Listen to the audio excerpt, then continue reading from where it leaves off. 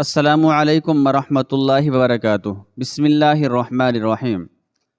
دریائے نیل میں کشتی چلانے والے ایک ملاح کا بیان ہے کہ ایک دن ایک بہت ہی نورانی چہرے والے بزرگ میرے پاس آئے اور فرمایا کہ کیا تم مجھے اللہ کے نام پر دریا کے پار اتار دو گے؟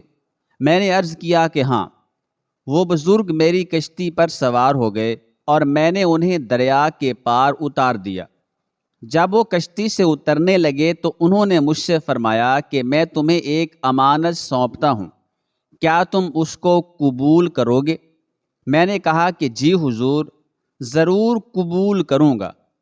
تو انہوں نے فرمایا کہ کل فلاں درخت کے پاس ظہر کے وقت آنا، تمہیں وہاں میری لاش ملے گی، تم مجھ کو غسل دینا اور میرے سرانے جو کفن تم کو ملے اس کو مجھے پہنا کر اسی درخت کے نیچے دفن کر دینا، اور میری گدڑی اور عصا اور مشق کو اپنے پاس رکھنا، اور جو شخص ان تینوں چیزوں کے طلب کرنے کے لیے تمہارے پاس آئے اس کو یہ سامان دے دینا۔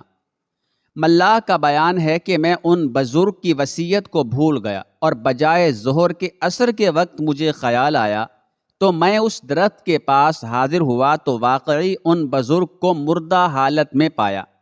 میں نے وصیت کے مطابق ان کو کفن پہنایا، اس میں مشک کی خوشبو آ رہی تھی۔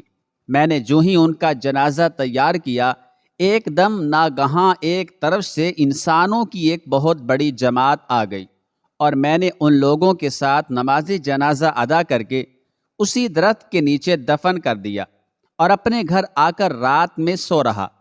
صبح سویرے ہی ایک جوان جو ناچنے گانے والے بھانڈ کا لڑکا تھا میرے پاس آیا، نہایت ہی باریک کپڑے پہنے ہوئے، ہاتھوں میں مہندی لگی ہوئی اور بغل میں سٹار دبائے ہوئے میرے سامنے کھڑا ہو گیا، اور میں نے اس کے سلام کا جواب دیا۔ پھر اس نے مجھ سے دریافت کیا کہ فلاں بن فلاں تم ہی ہو؟ میں نے جواب دیا کہ ہاں میں ہی ہوں۔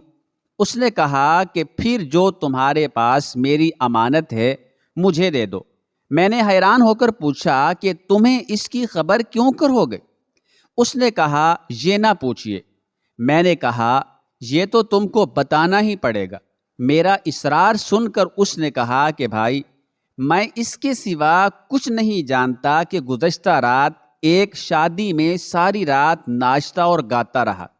جب صبح کو اذان فجر ہوئی تو میں ناچ ختم کر کے سو گیا۔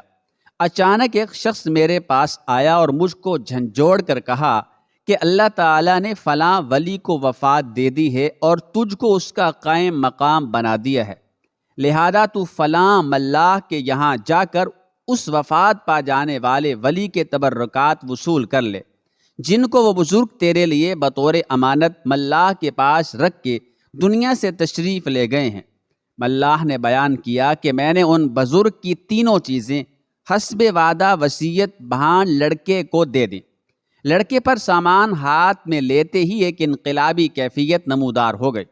اس نے باریک کپڑوں کو اتار کر میری کشتی میں پھینک دیا اور کہا کہ تم میرے ان کپڑوں کو جسے چاہو بطور صدقہ دے دینا، اور خود ان بزرگ کی گدڑی پہن کر اور عصا مشق لے کر چل دیا۔